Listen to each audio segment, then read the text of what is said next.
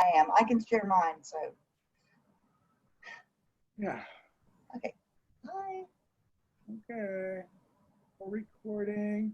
And look at all those attendees coming in now. Hello, attendees. Hi. Angela, Anita. Chris Shope is here. Hi, Chris. Who else is here? Deborah Mandel, ladies and gentlemen. Hi, Deborah. From Deborah's in the house.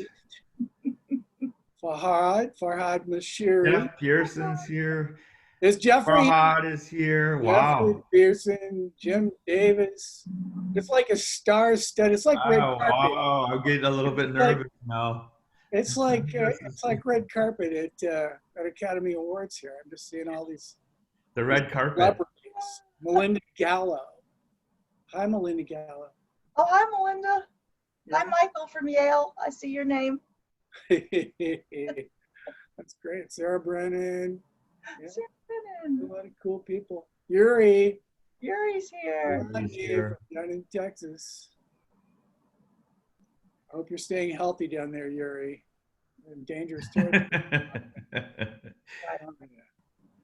All right. Good to see everybody. You are attending, as you probably know, this is a Video Trust webinar, the starter guide to streaming for librarians, a 90-minute session, 90 minutes today. Strap in, get ready. 90-minute session that'll provide you with loads of information. We're recording this session, so it'll be available on our website, along with the chat feed file and the slide deck from today's sessions. I'm going to post a link to the, here in a minute. I got to go back in my email there and find it, sorry, but I will post a link to the chat feed file online that's like, Google Slides. And you can visit videotrust.org when you're ready for more information about this and other webinars. Video Trust is a nonprofit organization that advocates for libraries and film. We provide professional development and film resources for K through 12 public and academic librarians. Learn more, sign up for our monthly newsletter at videotrust.org. I'm Jeff Tamblin, the Executive Director of Video Trust, and your host for today's webinar. Today's presenters will be Sarah McCluskey from Hofstra University, there she is, and Scott Spicer from the University of Minnesota. Both have many years experience with streaming services at their libraries. Just couldn't ask for better help here today. We're very fortunate to have them, so welcome to you both. I'm going to turn this program over to you guys and kind of let you take it over, but I do need to come back a little bit later after Scott's finished and make a couple of announcements. So right now, I'll ask you to take it away and have a great time. Thank you so much. Great. And if we can share the screen, if I can get screen sharing. Can you get it? Pull this up, that'd be great.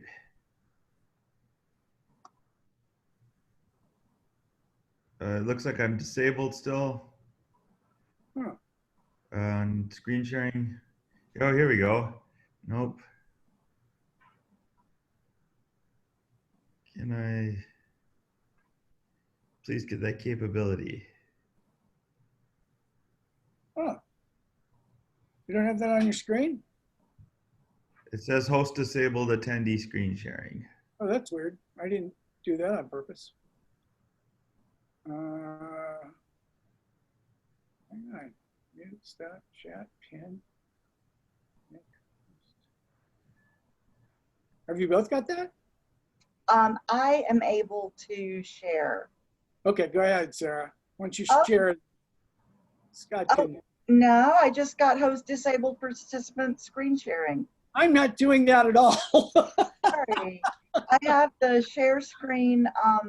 Yeah, just hover over our names. And If you just hover over my name. yeah. Okay, hang on.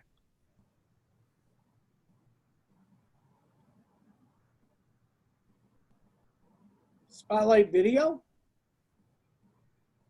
If I spotlight video you, can you do it then? That's weird. I know I'm not doing that. More. Cancel, change role for good record. Rename, put on hold. I'm not seeing anything about that. That's weird. Well, mine looks like share, but when I hit share, it says host disabled. Screen I sharing. have no clue how that could have happened. Sorry. Let me play with this for a minute here. Okay. Screen share. Oh, I got it. I got it. Okay. Are you good? Can you do it now? Yep, I'm good. Thank you so Okay, I much. finally found it. It was just a button. All right. Well, technical. Well, this is perfect. It's a perfect start because in the age of COVID, I think we're all in triage mode, Excellent. and Excellent segues. troubleshooting is a big part of what we do. So that was all an act. No, I'm just kidding. But really, welcome. I'm guessing that a lot of you are probably media librarians or support for media, and what we just experienced there, for example, is not going to really come as any kind of a surprise. I'm going to kick this presentation off. One moment.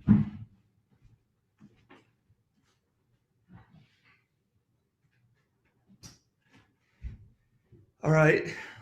I'm going to kick this presentation off with an overview of some really fantastic open resources that we, what I call no-cost resources that are available. And then we'll have a brief break with Jeff, and then Sarah will finish off our presentation with licensed resources.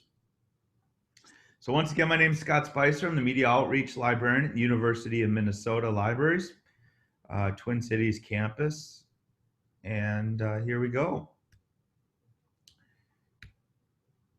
So I have to give a call out to my colleague Regina Longo, who a while back posted this wonderful resource guide of freely available media and media available to folks at Brown University, both in the age of COVID, sort of short term, and then longer term availability. So all of the links here should be shared out to you on this presentation.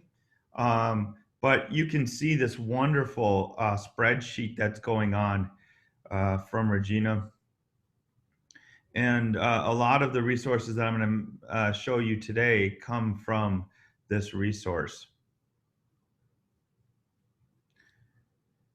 So, the first time we did this presentation, I said freely available media resources.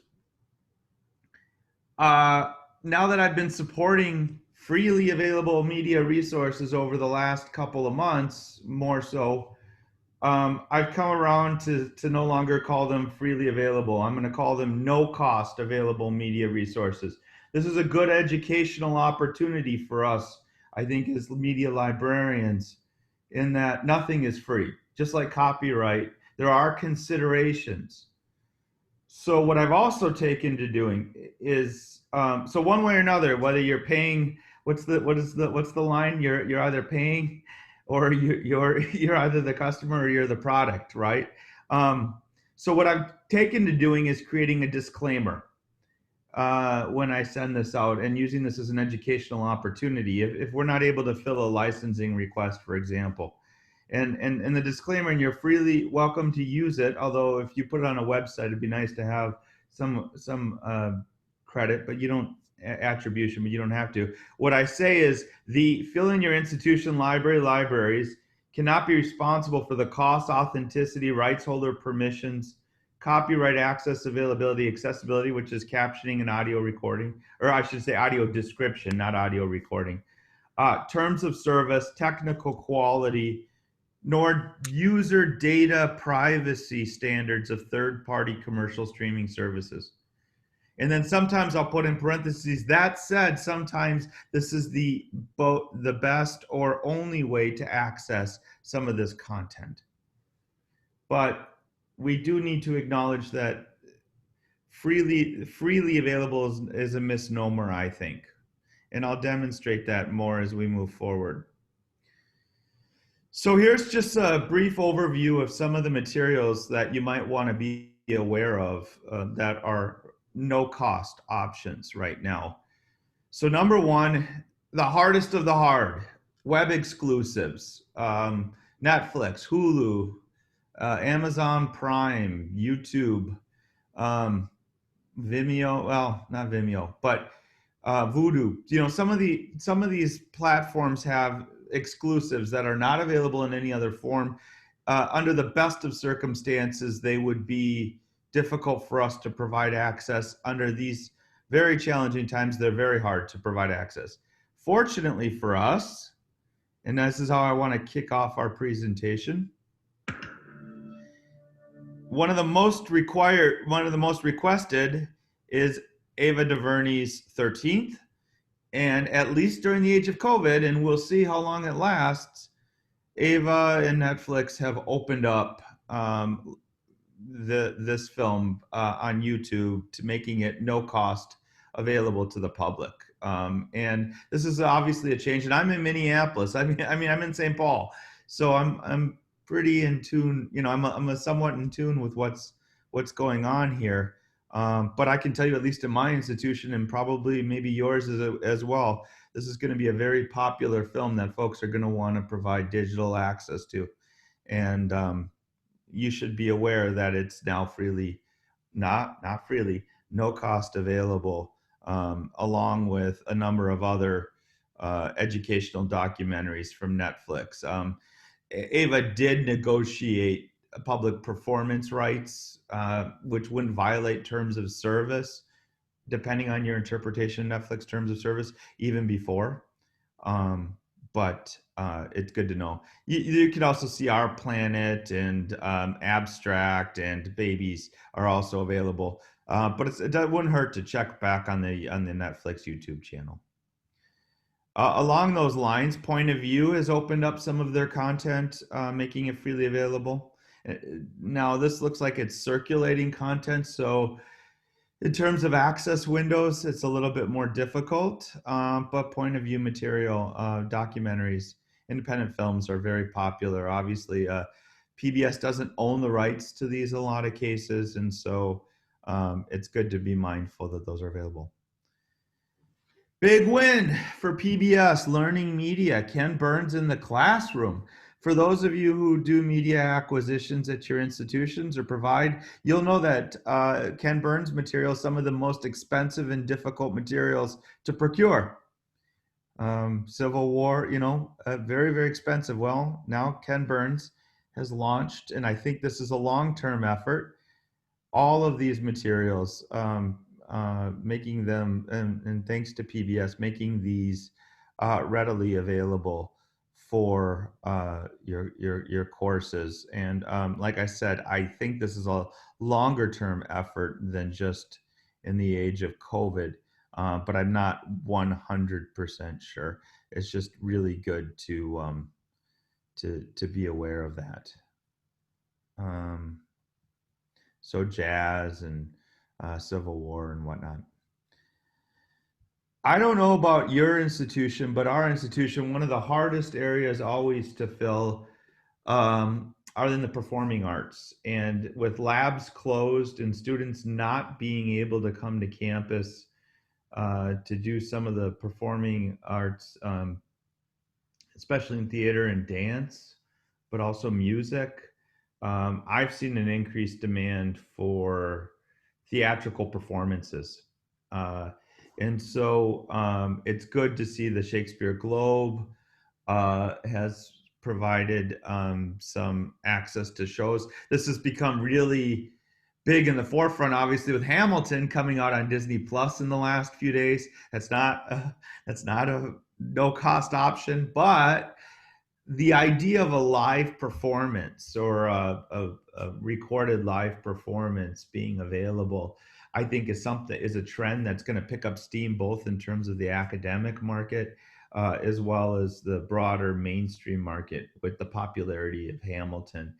And more and more movie theaters, drive-ins, other cultural institutions providing the ability for folks to be able to see Broadway shows and that kind of thing remotely. So you should be aware, and I've got some wonderful links here on my guide. The Shakespeare Globe, the national. I'm trying to think of the name of it right off the top of my head. I can't think of it, but there are others that are also providing circulating free materials, freely available materials for streaming. Similarly, well, we've got SEMA in the classroom. This is a platform that provides virtual reality and 360 reality. Now, I mean, there's a huge digital divide here at all levels in terms of this content. And I know on the licensing side, for example, ProQuest has been looking into this area. But I think in the future, more immersive types of experiences are going to be desired. And here is but here on the SEMA classroom is a website that's providing some access to 360 materials that might be interesting to some of your users if they want to do some experimentation. All right. Transitioning here. So these are kind of some freely available resources that have been opened up primarily for the short-term window over COVID. Obviously, for folks who are planning in the fall, instructors who are planning in the fall, this is not necessarily going to be perfect. I mean, there's a little bit of risk involved here, and I recognize that. Longer term, there are a number of great open access resources. I mentioned Ken Burns. I think that one's going to be around for a while. One of my favorites is the Open Culture website. This is the Austin City Limits. So I mentioned performing arts. Well, music, popular music, is also, at least at my institution, picking up on demand, especially for those summer classes. You get jazz class, you get popular music, you get other kinds of music history and music, um, what do they call that? Like ethnography, musicology, those kinds of classes. Well, the Austin City Limits have opened up their archives on YouTube now. And so this is a wonderful repository that you can link to. And again, I don't know if this is just temporary or long-term, but it's just a wonderful archive to consider. There's the Black Cultural Archives, speaking of which, this is all the British History Museum, but Google Arts and Culture is definitely one of those places where you're going to want to look to for additional content. If you want to see a resource guide for longer term, at the risk of a little bit of self promotion, the late Deg Farley and I developed this wonderful films media roundtable public resource. I have some licensed resources up top, which Sarah's going to talk about, but down below we do have a number, dozens of really high quality open video collections that you can take a look at. I'm going to just highlight a few right now. Starting off with the National Film Board of Canada. You should definitely, if you're not familiar with the National Film Board of Canada, they've got a wonderful repository. You're going to find all kinds of documentaries, independent films here.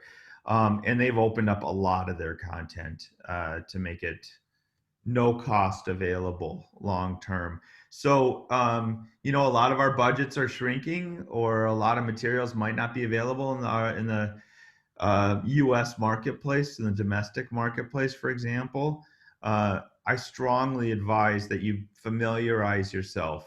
Take an afternoon, because it's going to take you a whole afternoon to familiarize yourself with the National Film Board of Canada. They've got just amazing stuff that again has all kinds of different facets. And it's just a wonderful resource, great technical quality, wonderful materials. And you can see LGBTQ, Black communities in Canada, short documentaries. Obviously, it's very, Francophonic and Canadian centric, but nonetheless. Sometimes you come across feature films or other commercial products, television programs. Not everybody can afford Swank Digital Campus. Not everything's on Swank Digital Campus. One place that you might want to look at, if you're not going to be referring to consumer streaming services, which you might want to do, is looking at Tubi. Now, Tubi was recently purchased from Fox, from my understanding, so I don't know how long this material is going to be available for, but Tubi has some great, content that is advertising. So it's not freely available, but it's ad supported, and they have a number of wonderful, feature films, television programs that students may want to get access to. This is especially helpful in those instances where the students need to find something to write a paper, not necessarily where the title and that the instructor knows exactly what title they want everybody to see. But if you need to go out and find an example, you don't have a Netflix account, you don't have a Hulu account, but you want a Hulu account, you want a corpora of material to look through, this might be a good resource to talk about. But with Tubi especially, I would use that disclaimer, because you are going to be watching ads. You might need to sign up for an account. This material might not be there, and so on and so forth. Hey, Scott, there's a question there about Tubi as well. Okay. Oh, Sorry. yeah, and Sarah answered it, but she Oh, said, sorry, I missed it. the questioner said, can Tubi be counted on for a course because films come and go? They do come and go, and that's why I'm suggesting not necessarily. But if your assignment is watch 3 or 4 films of your choosing and write an analysis or a critique on it, this could be that. Because Swank Digital Campus, in my opinion, unless you buy a lot of tokens or whatever, is not necessarily the best approach. I don't want to, it depends on your budget and everything, but it may or may not be the best approach to providing a corpora of films for a particular class. This is one option for students if you don't want to, or in addition to sending students to Prime or YouTube or Hulu to find on their own, then Tubi could be a really nice backup resource, so that we are mindful of the digital divide, and the socioeconomic and the other kinds of divide that our students are facing. If you are depending on the film 100%, the instructor is going to have to make that call on their own, but our budgets may not allow for it. So I'm just providing some options right now. Yeah, supplementary material, exactly. Yep. Another supplementary material, always great, is the Internet Archive, Moving Image Archive. There are questions on whether or not these are all fair use, whether or not the permissions have always been granted. I'll leave that to you to determine, but it is a wonderful resource nonetheless. Certainly, there is a lot of public domain material in here as well. Another area that's really hot right now, especially considering it's the election year, is TV news. I love the Internet Archive TV news repository. Vanderbilt also has a good resource, obviously, but that could cost money. I don't know what their specifics are, but the Internet Archive TV News Archive has a lot of really good content, a lot of good transcription. It's searchable. It's a great place, especially for those journalism classes as well. Just a couple more. The British Movie Tone. There's some wonderful repositories online. There are, tons of films. This is wonderful primary source content to consider. Especially if you have students doing remixing projects. I also support the media creation side of the house at my university. So we do historiographies, history classes. Folks are looking for some primary source audiovisual material, not just for analysis, but for actual creation. Resources like Movie Tone are fabulous for that. I mentioned open culture earlier, but sorry,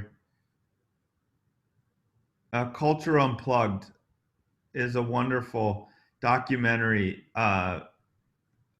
repository of documentaries and independent films to consider as well. They have a great system. You can see all of these different subheadings or genres. But what I also like about Culture Unplugged is that it's very participatory in terms of wanting to actively engage viewers. And after you're done, they ask you to gauge it with your heart.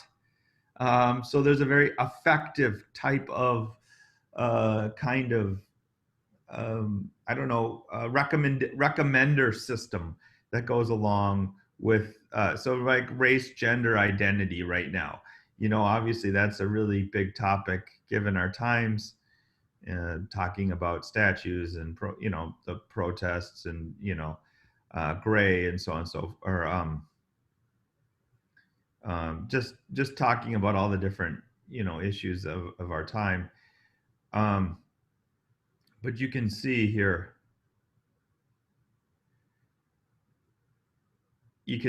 like, was it heartwarming, beautiful, humorous? I've never seen a recommender system like this before, which I just think is really interesting. They try to really engage the audience and not only viewing these films, but providing feedback.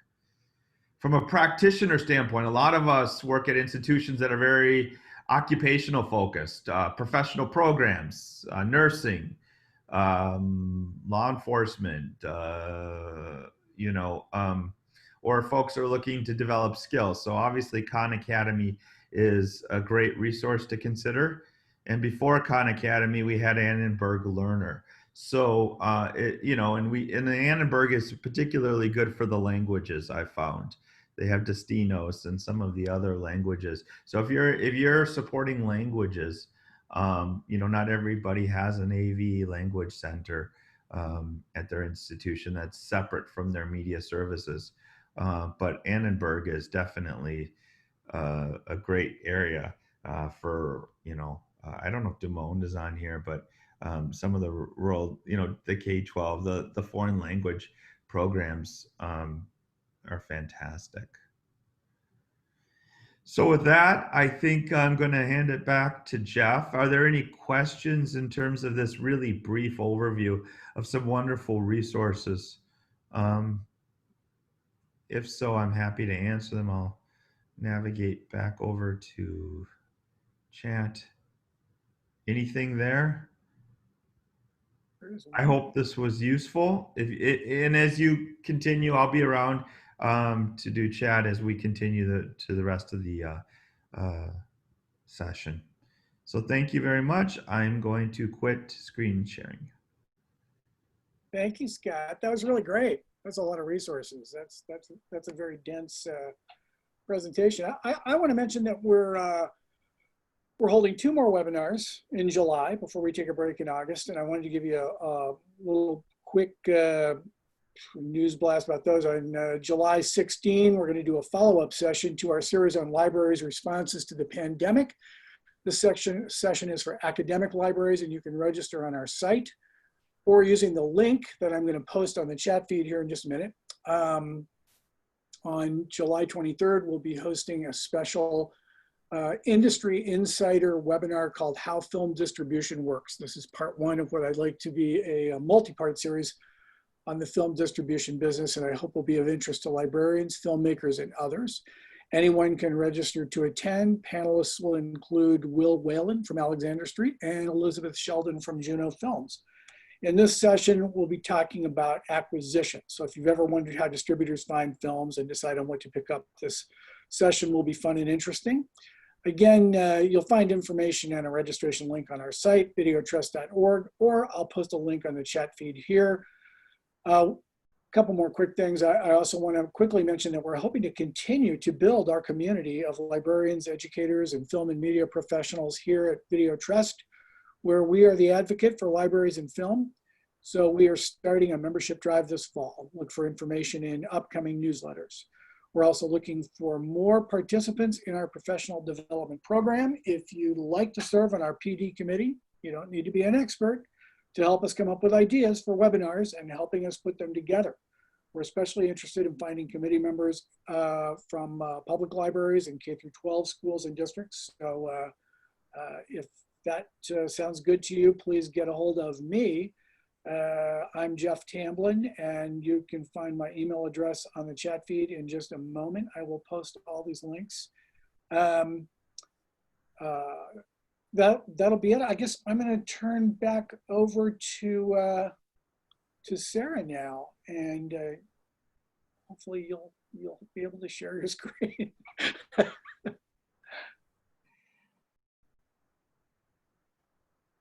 Can you see it?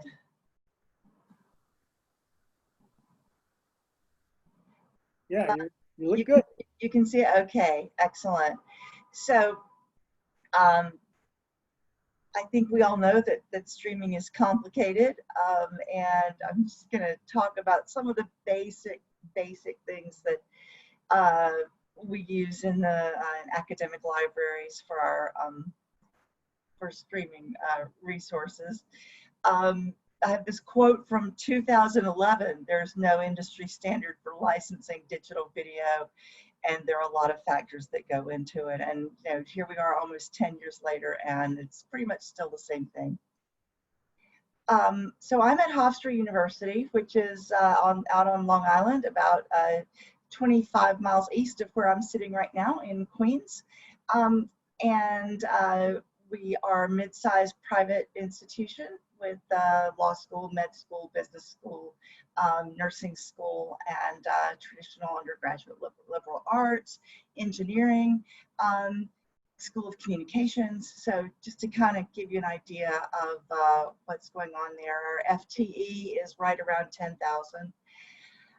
So in terms of streaming video, we have some subscriptions, then we have what we use limited term licensing, and then we also, of course, are doing some purchasing. So for our subscriptions, we have currently Films on Demand, plus the World Cinema add-on, that's from Infobase, Academic Video Online from Alexander Street. We have a subscription to the Media Education Foundation content, which lives on Canopy, but it is a separate subscription, and Digitalia Film Library as well. In terms of limited licensing for sort of course reserves viewing, we do use Swank Digital Campus pretty regularly. We use Canopy.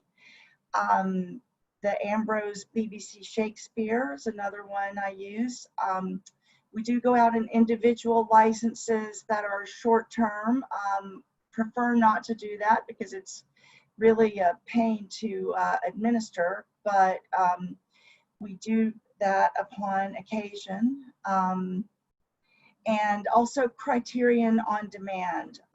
Just to clarify, that is not the Criterion Collection films. That is Criterion Pictures USA, which is a distributor for content, among others, the 20th Century Fox films.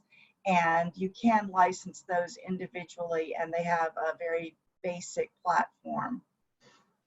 At Hofstra, we've also concentrated on life of file purchases for digital files, and we have more than 200 titles hosted in a variety of places. Some of them are in Films on Demand, some are hosted in the New Day platform or the DocuSeek platform, some are hosted in Academic Video Online. And these come from a variety of suppliers, almost any distributor you can think of. And you can buy the rights to the life of file, and then you own it. You don't have to keep renting it over and over again.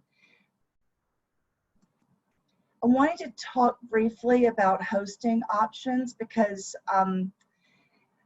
not everyone has a hosting option on your campus. If you have a local option, it might be Kaltura through your course management system.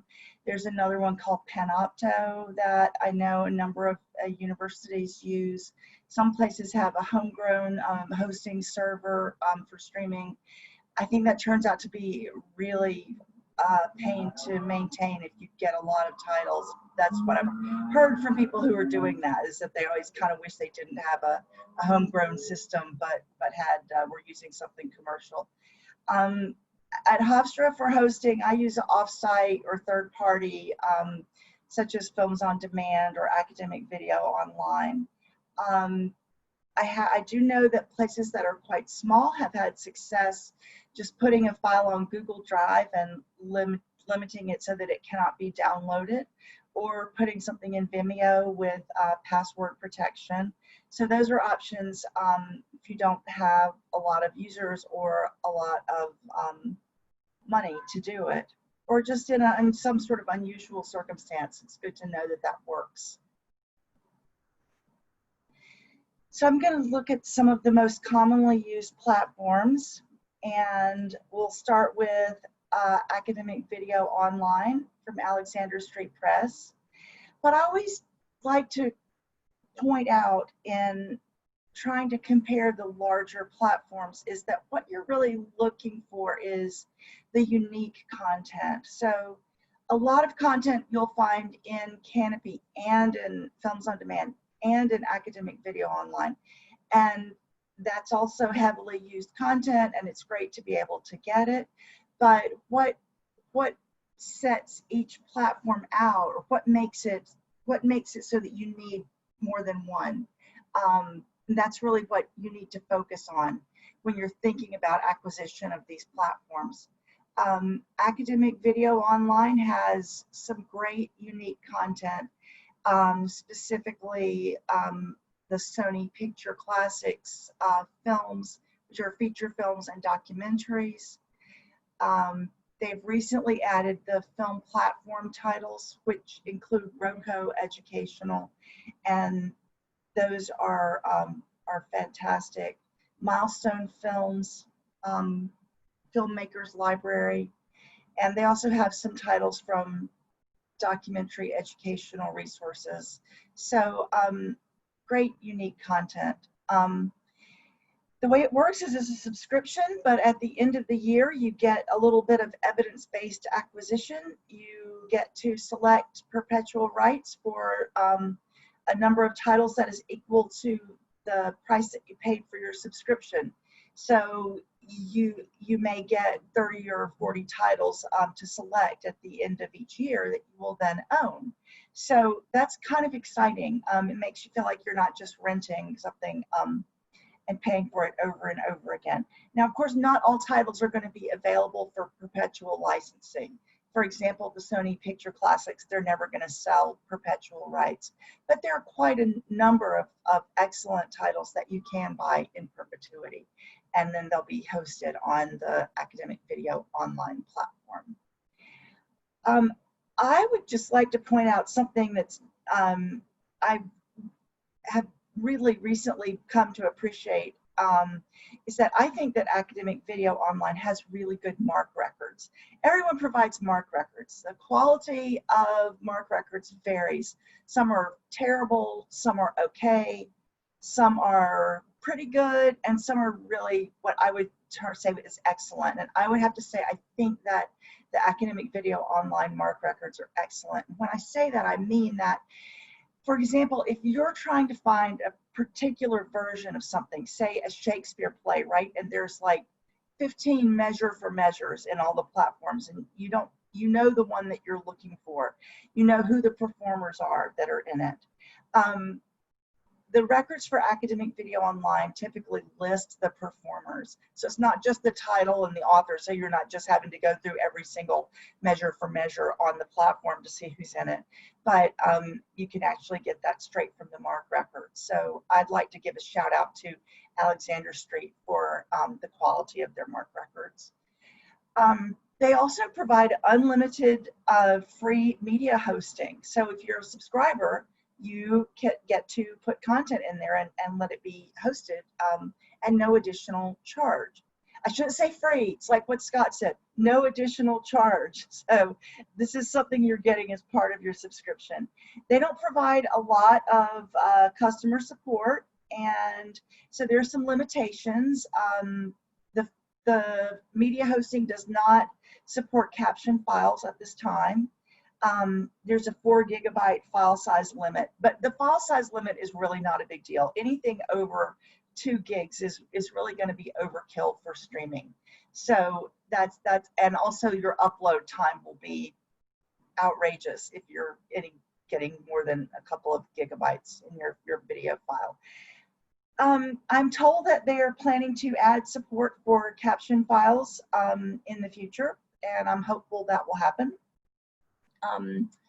In the meantime, it's a great sort of, I like to think of it as sort of the quick and dirty solution. Also, it works perfectly if you have a foreign language film that has burnt-in English subtitles and you don't have a caption file. You have burnt-in subtitles, so you don't have to worry about that. So it's a great option to have. Also, Academic Video Online, the subscription includes most of the older Alexander Street content. So the stuff from theater and video, or education and video, dance, that sort of thing. You will find it there. And they're adding new content regularly. I mentioned the film platform titles were added, and so it's exciting. I think it's a good platform. At Hofstra, our sort of workhorse platform is Films on Demand from Infobase. We've had it for almost 10 years, and it gets a ton of use. I think it's just probably because it's what we've had for so long, people are very used to it. The unique content in Films on Demand, Arte France, the HBO documentaries, which I should say you can also get those on Canopy. So it's unique to a subscription service. Cambridge Educational is their own brand. The Bill Moyers Films for the Humanities. They also have add-ons, which are World Cinema, which is sort of classic, mostly foreign language films. And feature films. The feature films packages the 20th Century Fox titles. So that's what I mentioned, that I don't have that. We use Criterion on Demand for the 20th Century Fox titles. You can add a subscription to those titles, but for me it was too expensive to justify the demand that was really usually for a specific title for one course. So it is a subscription, and so titles do drop in and out. One of the things that I like about Films on Demand is that they notify you far in advance, usually a couple of months in advance, when a title is going to drop out, and they will tell you the titles that you're losing and what their usage was, so that you can decide if you would like to purchase it. If the life of file option exists, they will give you the option to purchase it. Sometimes they don't have those rights and they can't do it. But you do get a lot of notice, and so if you see something is going to drop out and it's got a lot of use, you can kind of try to figure out who's using it and see what you can do to help that person. Films on Demand also offers media hosting. I sort of think of it as more the Cadillac version of media hosting. As a subscriber, you get 10 titles included. And after that, the packages come in increments of about 100 titles. So I have a smallish package. I have, I think, 100 titles, and it ends up being about $5 per title per year. It's just a add-on to the subscription cost, and so it's very reasonable. They have really good customer support for the hosting. They do support captions, and it's not just one caption file. You can have multiple caption files. So if you have French and Spanish and English and Hebrew or other languages, you can add your caption files, and then it's very easy for the user to just select the caption that they want. They also support supplemental materials. So if you have a PDF that's an education package or a teacher guide that came with the digital file, then you can upload that into Films on Demand so that the user can access it from the same page as the film. They are also adding new content regularly, and you can create a custom search for it. I have one on my live guide for film that I go in and I update it every month. So saying new titles added to Films on Demand in whatever was the last month. And when the user clicks on that, it just takes them right into Films on Demand and they can see what's new. I personally like that, and I kind of look forward to it every month. I like to see what's been added. So Canopy is one of the other big providers. They have amazing exclusive content. The Media Education Foundation content is used really highly at Hofstra. I think it's because we have a School of Communication and also public health, things like that. So that's amazing content. The Criterion Collection films, of course, are really popular. It turns out the great courses, which are exclusive to Canopy for educational licensing, are also really popular. And they have a lot of other things too. So that's just a few to mention. Their model was mainly patron-driven acquisition in the past, and that seems to be changing. It got to be really expensive for a lot of schools, Hofstra included, and I had to go full-on mediated with Canopy back about 2.5 years ago, just because I couldn't afford the sort of the usage that was driving the costs up.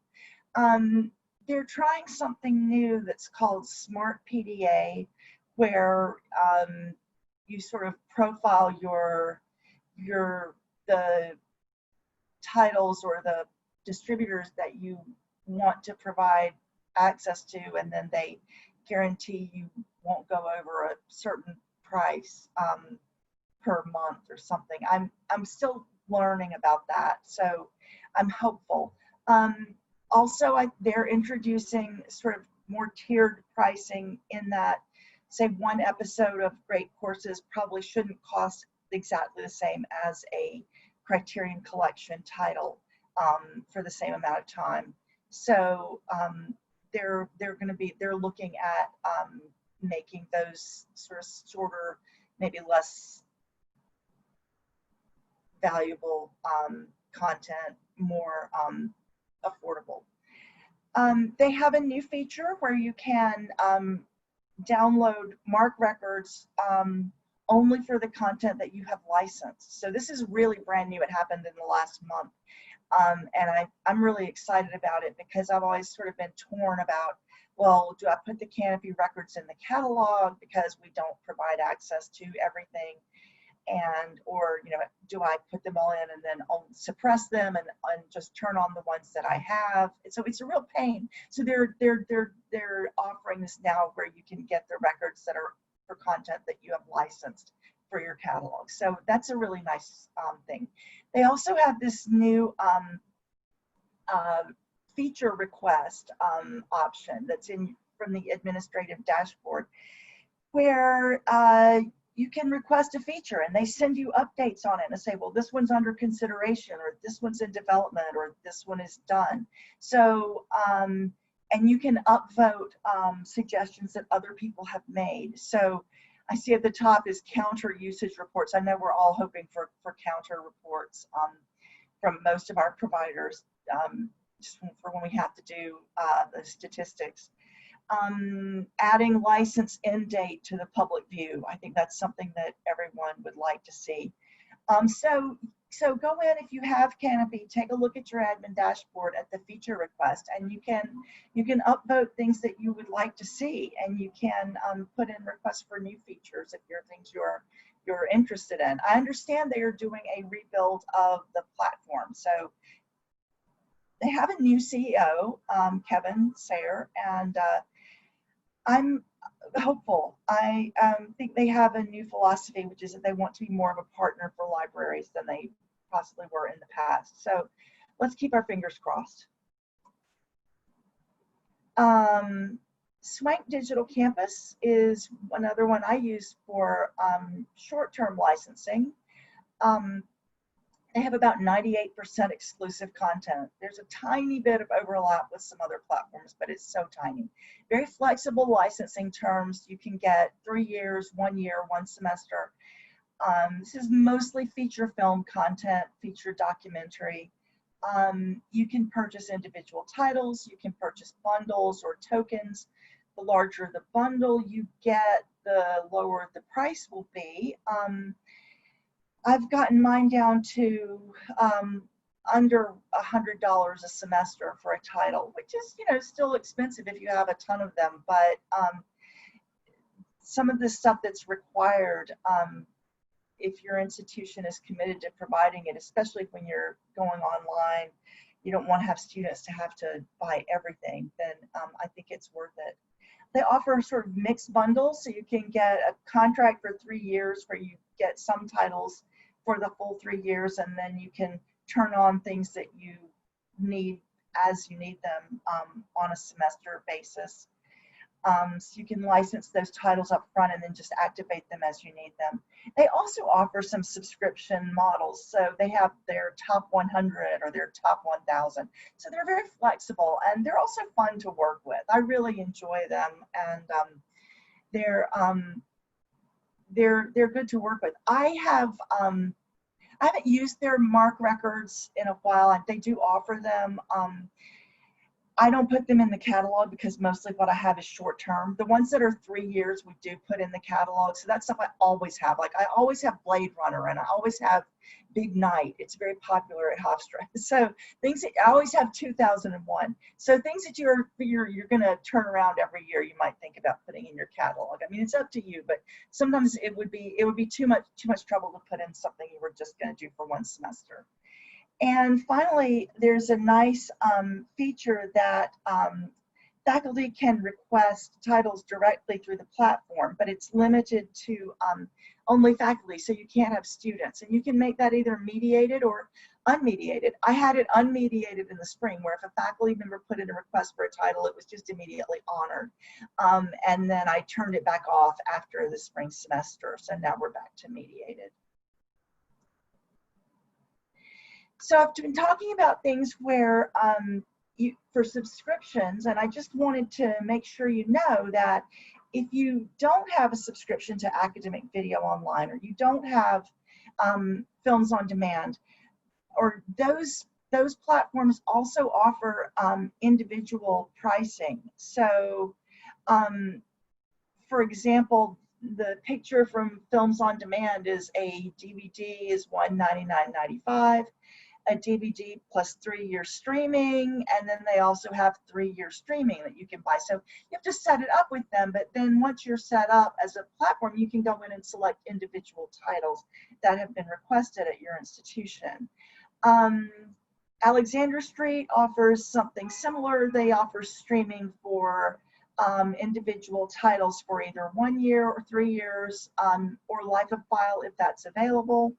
So this sort of thing is available. You can also get it on DocuSeek, and New Day Films offers life of file, or 1 year, 3 year, sometimes 5 year, 7 year on individual titles. So don't be discouraged if you can't afford a subscription, because you can often just go on a title by title basis if that's what you need to do.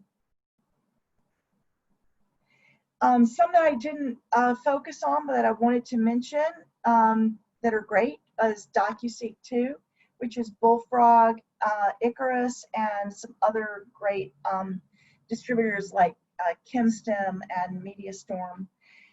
They offer a lot of different and very flexible models for licensing content, life of file for the entire collection or for a subject bundle or for a single title. They offer subscriptions. They offer a token where you could buy, say, 30 tokens for 1-year licenses and then use those as needed. They have good mark records, and they're great to work with. New Day Films has their own platform. They're also on Canopy, but you may find the price suits you better on the New Day Films platform. They offer all kinds of options. Sometimes you can even lease something for 14 days or a semester, a year, 3 years, the life of the file. And what I like about that, and also, you know, with DocuSeek, is that when you get a title from one of those platforms, you're really working directly with the film's distributor. So the filmmakers, eventually the content creator is going to get a better return than in the large platforms. Also, Ambrose Video has the BBC Shakespeare and a bunch of other programs too. I think they're mostly known for BBC Shakespeare, which you can purchase as the complete or title by title, and you can license for a year or for the life of the file. So that's a good one to know about, because I'm sure everyone gets requests for BBC Shakespeare. It's too bad those haven't been remastered. The quality's not so great, but that's not Ambrose's fault. That's just that they're 40 or 50-year-old videos. Now we'll have a few dishonorable mentions.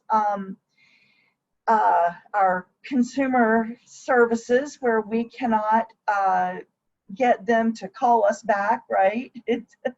Dog won't return other dogs' phone calls.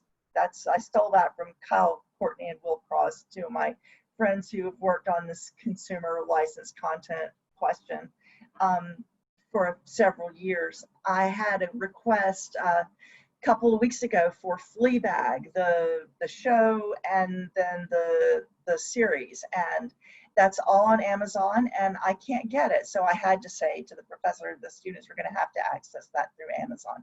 Scott talked some about Netflix and how they have put some of their content on YouTube temporarily. So we thank them for that, and we would certainly like it if we could get more of that content with an educational license, but we can't, and it's too bad, but that's how it goes. And I think we're going to see more of that. I recently had, like last week, someone who's teaching a class in the Simpsons, how the Simpsons saved America, and it's actually, if you see the syllabus for it in the Blackboard site, it's really pretty complex, but those Simpsons are only on Disney Plus now. So TV, as you know, I'm sure, is a nightmare, and you just can't get licensing for educational licensing for most television programs.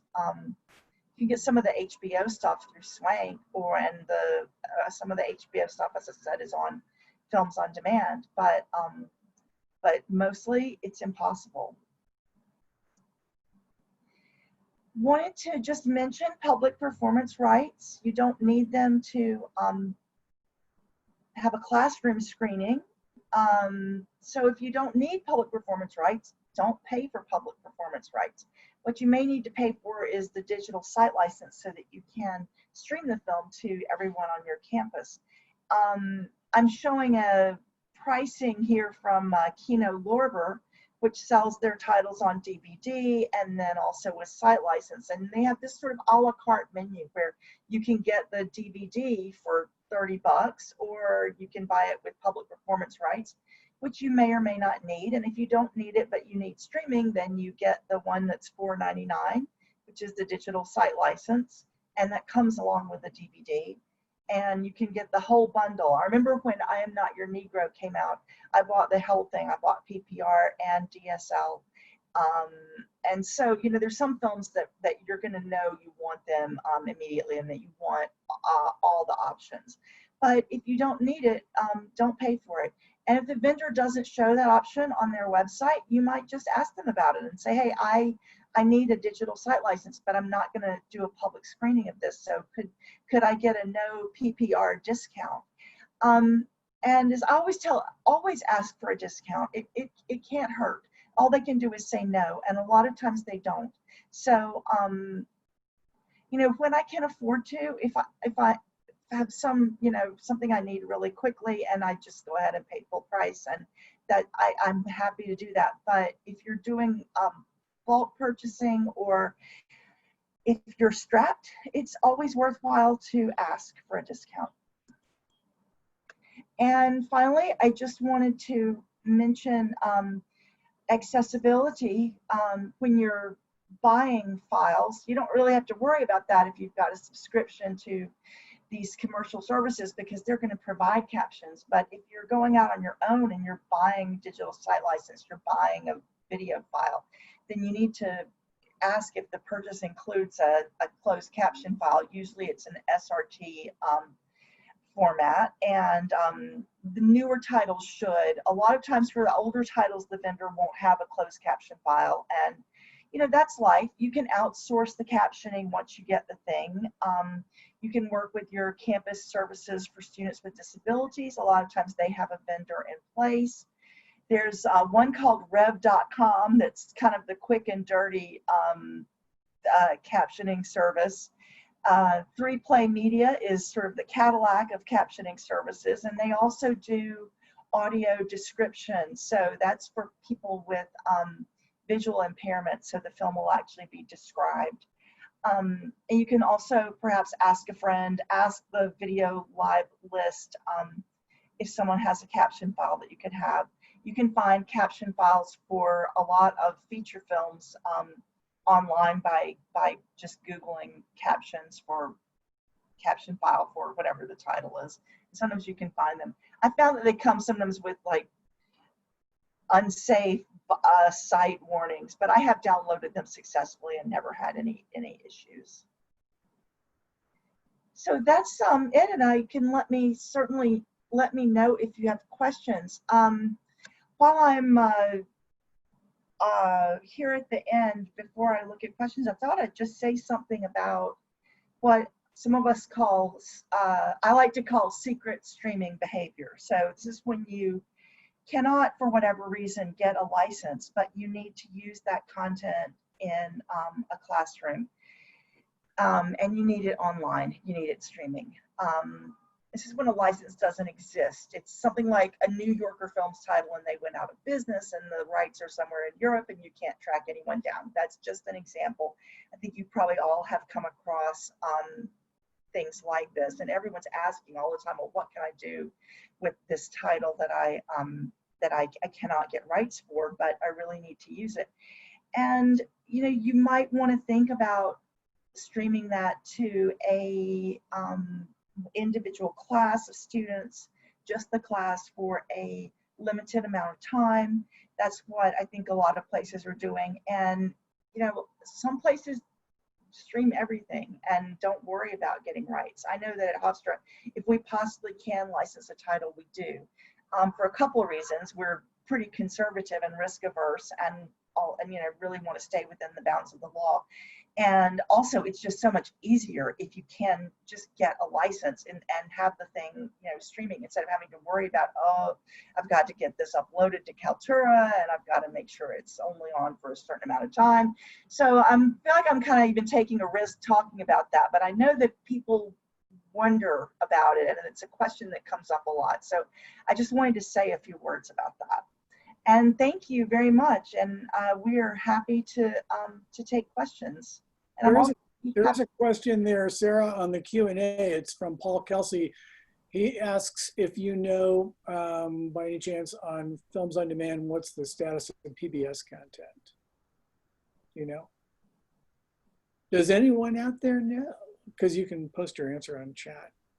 I wonder if Melinda is on here, or someone from Infobase. I mean, my understanding of the PBS content is that a lot of times PBS doesn't own the rights to that content. So, and a lot of times for older stuff, you know, and by older I mean 10 years, the rights don't exist, and so they lose the rights. And it's I don't think that that's anything that, you know, Films on Demand, it's not their fault.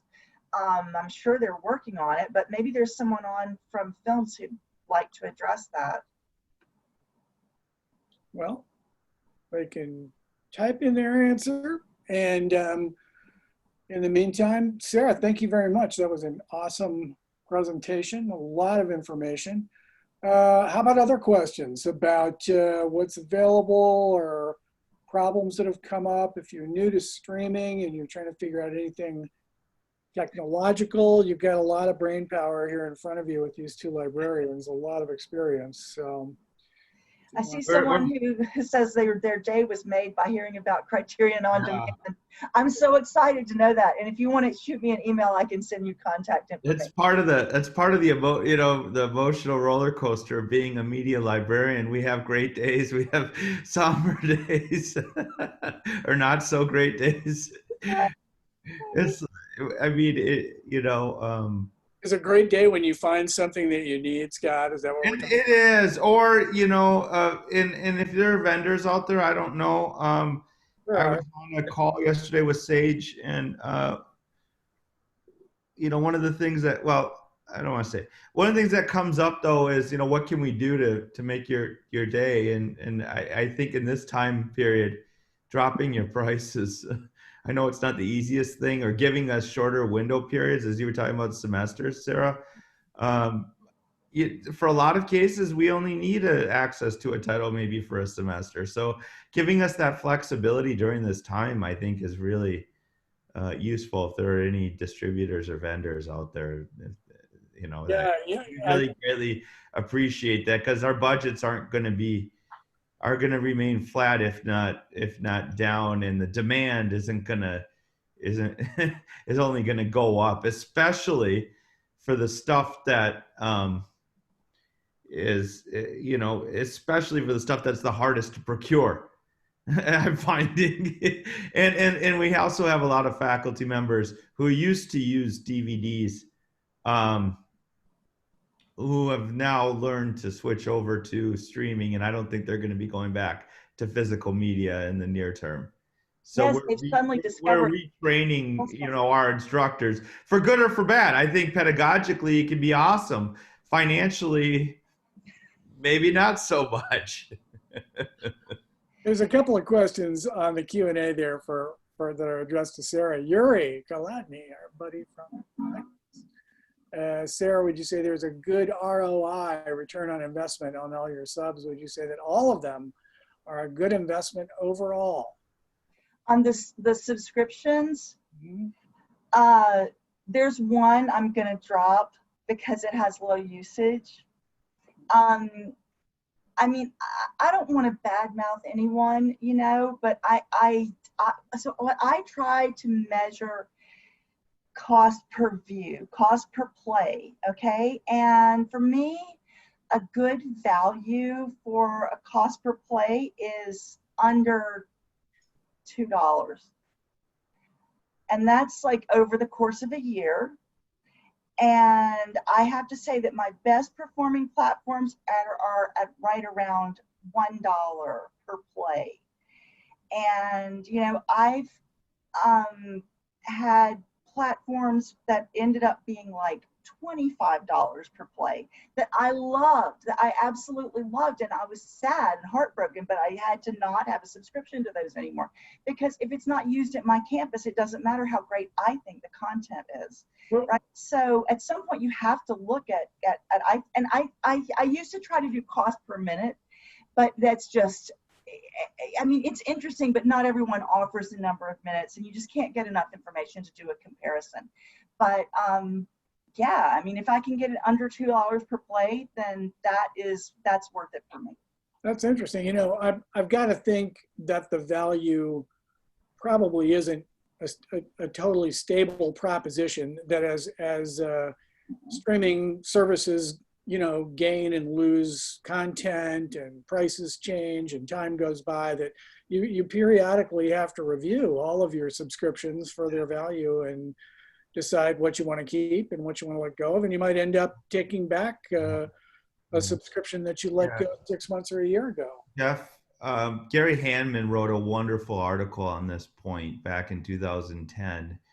on the role of the media librarian as bibliographer and the development of in the streaming context. And it's something that I think we all battle with, which is, can we afford to cultivate and develop collections versus do we just fill on time demand for instructional needs? And I think that's a question that we're going to be continuously wrestling with, especially in this particular moment in time. And I think we have to do a better job of gauging whether or not.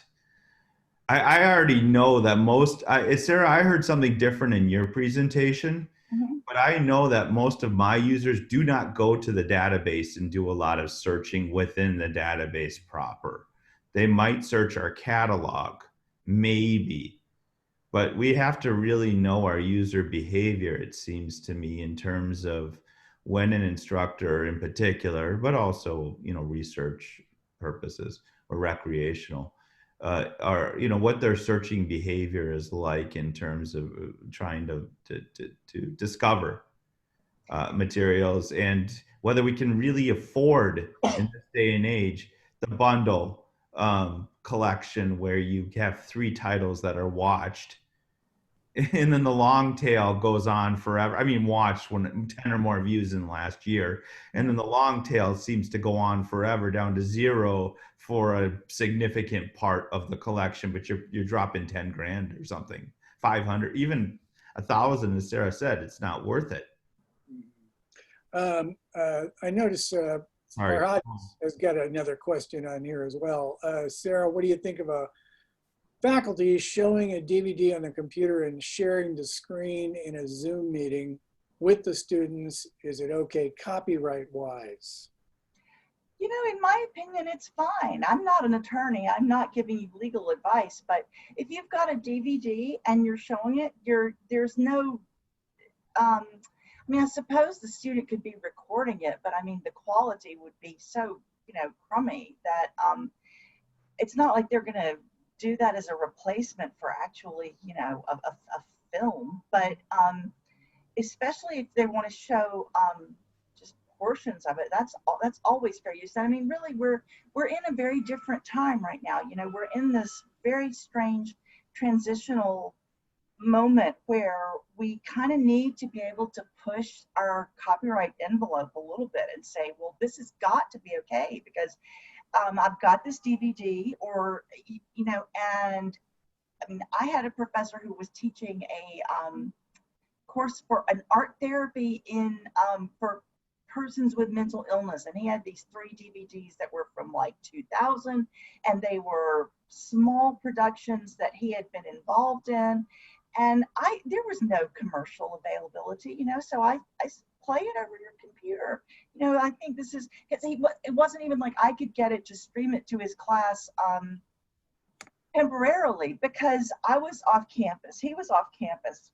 And, he didn't know how to even do a file upload. So in that case, yeah, it's, always think of it this way. Are you the bad guy? Are you being a bad guy? Are you being a good, you're using it for teaching. You're not like, you're not sharing it. You're not putting it on a BitTorrent site and sending it out to 1 million people. You're sharing it with your class for teaching. You're using it for education. It's it's a DVD. You're playing it for your students in a synchronous setting. I think falling on the side of being the good guy weighs a lot in your favor. So I gotta wonder too if we're talking about a whole film here or just clips. Limited, right? I was going to mention that. Yeah. And if somebody's, there's got to be a little bit of play here because of the situation that everybody's in. We're teaching class, not me particularly, but people are teaching classes with Zoom meetings or whatever other. And how else would you show a clip other than to run it that way, or maybe off of it's a little dicey, but I think, if somebody's really concerned about it, you can always ask the distributor, are you okay with this? We got to do it. you know, can we be okay with this until the pandemic's over? And It's probably worth an email. again, I'm not an attorney, but you know, the Teach Act and the DMCA do allow for limited clips to be limited portions, but it's not specified purposefully. And the anti-circumvention hearings are coming up again, so we'll see how that goes.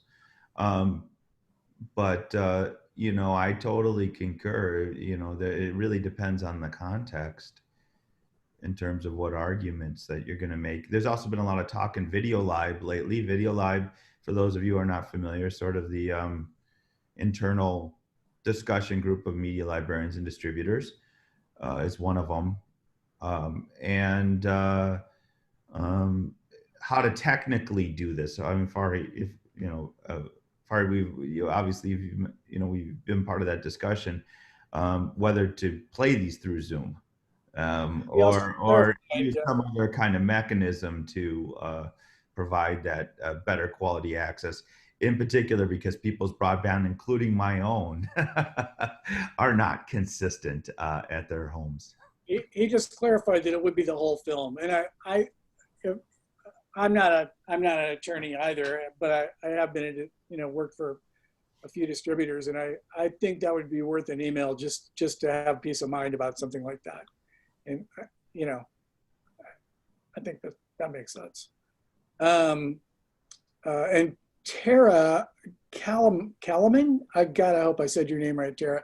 She's from Boston College. They use Canopy as a third-party hosting service for streaming files, and it's $37 per title. Their captioning service, if it's a .srt file, is not available from original distributor, is $1 a minute. So there you go. So $1 a minute is pretty good for captioning. Yeah, that's not bad. Okay. I assume that's a manual caption, eyes on the video, not an automated caption. Right. Yeah. Rev.com is automated for the most part, with a little bit of human oversight at the end, and so that's why I've heard, you know, that it's not the best, but it's cheap. 3Play is great. And I know that Films on Demand will also caption a file for you if you need that.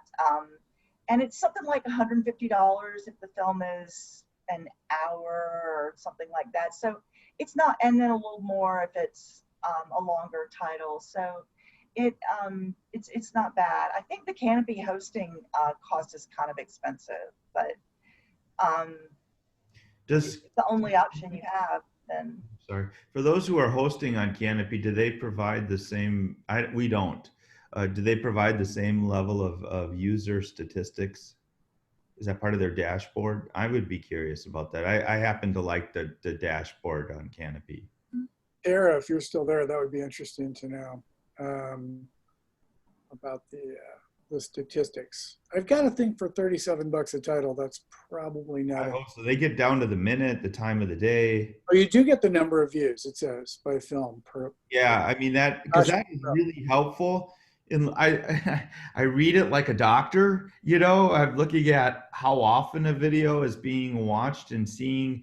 I can sort of gather, you know, whether or not it's probably being offered watched by multiple classes. If it was a one-time event that had a number, you know, it's a large class, you can kind of watch it sort of like a, you know, like a medical professional might look at a, you know, wave. Cough. Turn your head and cough. Deborah Mandel says that Rev.com is $1.25 a minute now. So there you go. There's an update on that. I think it has to do with the you know, the ones that are automated probably handle the really straightforward stuff really well. But if there's a lot of technological jargon or, you know, any kind of foreign language or anything like that, you probably need to have a little license. Well, we're thinking of ADA compliance. That's really difficult. It's critically important. Please do not take my word for a second that we have the best transcriptions in audio, and now increasingly audio description that we possibly can can provide. Pragmatically, it's an issue of how do we get there and what levels, and making sure that we are, the compliant. It's a human rights issue first and foremost, but compliance is definitely a consideration as well. Yeah, well, the wrong words can totally change the meaning of a whole thing. Absolutely right. It It can just, have a deleterious effect on the students' academic performance if they're not able to get a good caption or good audio description. okay, well, are there any further questions? I want to make sure everybody's got their fill of this really interesting subject. I gotta say, those were very comprehensive presentations, you guys, and very well done. So Our contact info is there. If you have additional questions, feel free to contact us. yeah, and you can go to videotrust.org or send your colleagues who might not have seen this but might be interested to videotrust.org probably by tomorrow. Usually it takes us about 24 hours to get the recordings in place. We'll also have the chat file and the slides you'll be able to download. So there you go. All right. Good. Thank you to everybody. This has just been wonderful, and I very much appreciate your time. Thanks to everybody who attended. Just want to remind everybody that we got a couple more webinars coming up here this month. And then we're taking a break in August. You want the whole scoop, go to videotrust.org and check out. You can sign up there. Thanks everybody again. Have a great day today. Thanks. Bye-bye. Everyone.